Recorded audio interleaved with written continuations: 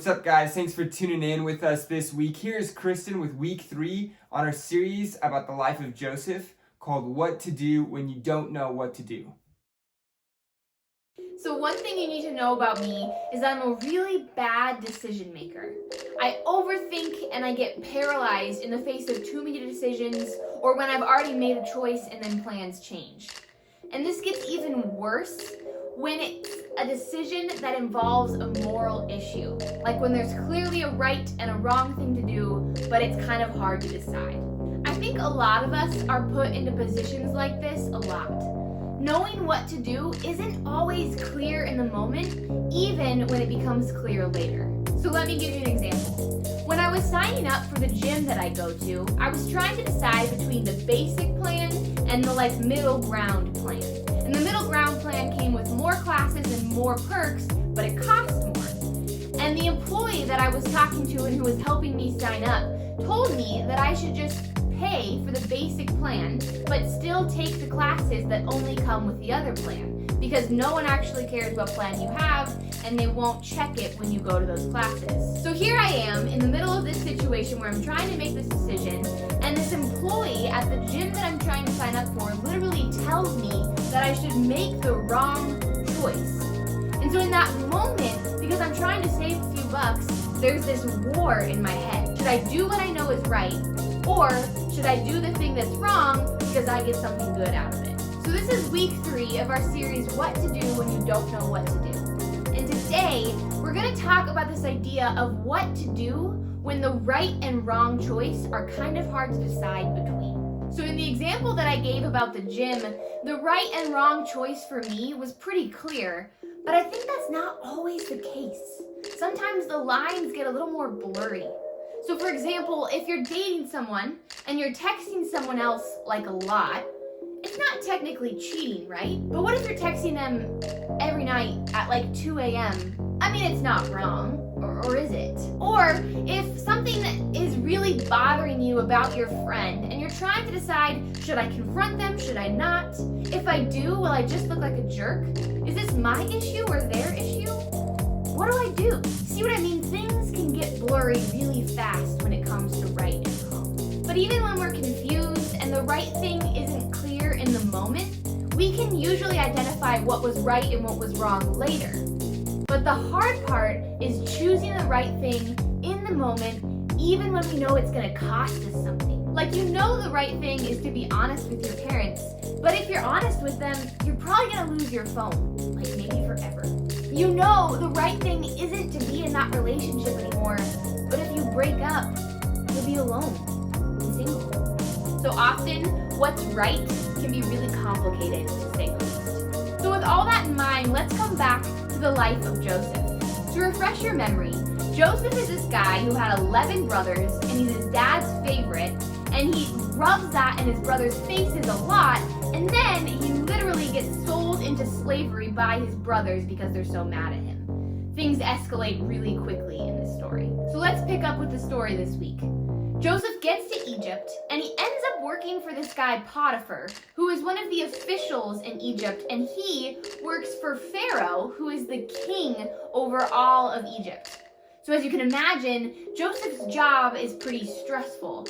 But as it turns out, Potiphar really likes Joseph, and so Joseph ends up moving up the ranks of officials pretty quick. So let's keep reading in Genesis and see what happens. The Lord was with Joseph, so he succeeded in everything he did as he served in the home of his Egyptian master. Potiphar noticed this and realized that the Lord was with Joseph, giving him success in everything he did. This pleased Potiphar, so he soon made Joseph his personal attendant. He put him in charge of his entire household and everything he owned.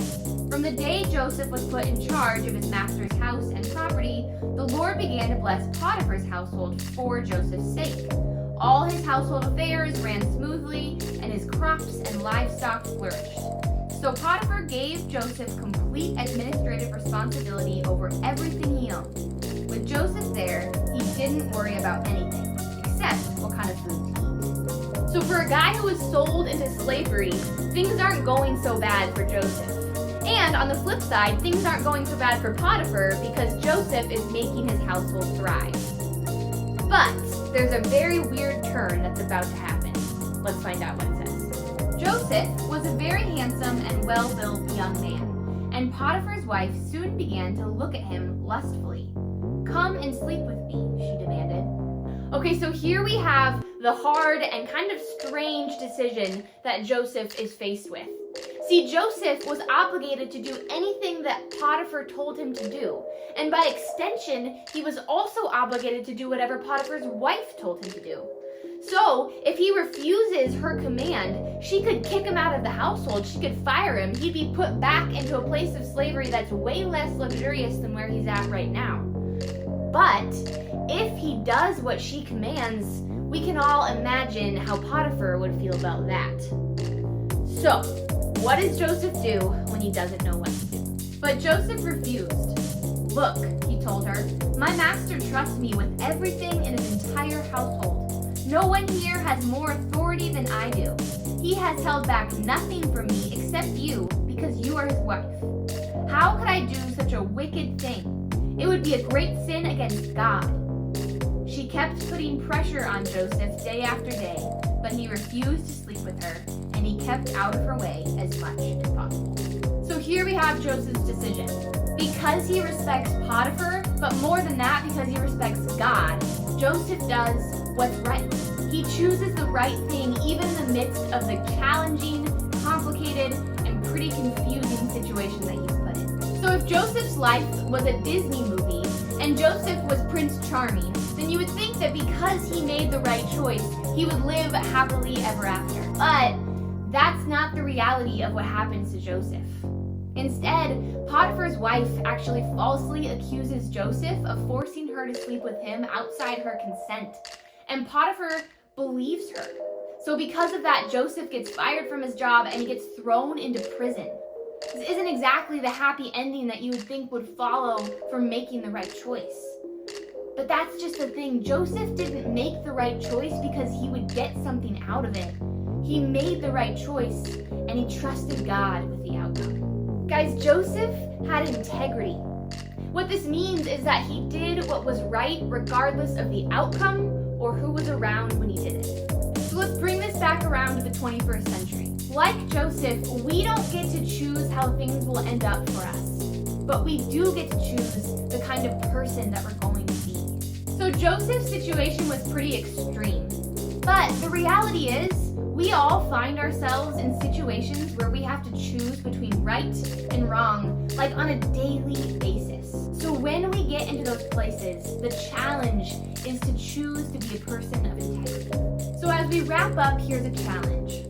Think of one situation in your life right now where you know the right thing to do, but you're afraid to do it. Maybe for you, it's what you're posting on TikTok or Instagram or Snapchat. Why are you afraid? What would you do in this situation if fear wasn't a factor? I think often we make choices based on fear. Fear of what's going to happen to us based on our decision. Fear of what people are going to think about us. What will people think if you change your content on social media? But guys, if you haven't heard anything else I've said, please hear this. Being a person of integrity means that how people see you on the outside matches what you believe on the inside. So what is one way that you can make your inside and your outside match up this week? Is it the content that you're posting on social media? Does it match what you know to be right? Is it the way that you're treating your siblings? Is it the answers that you've been copying from your friend in math class because school is online right now and it's easy to cheat? When you've identified what it is for you this week, I have 3 challenges for you. Number 1, tell God about it. God is not going to think any less of you. He loves you, He is for you, and He wants to help you become a person of integrity. Number 2, tell someone you trust. Maybe a friend or your parents or a leader at GENNOW. Allow them to help you be accountable in building your integrity. Number 3, make the change that's needed in your life so that how you act on the outside and what you believe on the inside will match up. So you might not always know exactly what to do, but the beautiful thing about God is that His love for you does not change even when you choose the wrong thing, and He wants to help guide you to choose the right. GENNOW, we so miss getting together with you guys every single week, but we hope that you're doing well. We hope that school is going good, and we hope that you're staying connected to God during this time. Have a great week.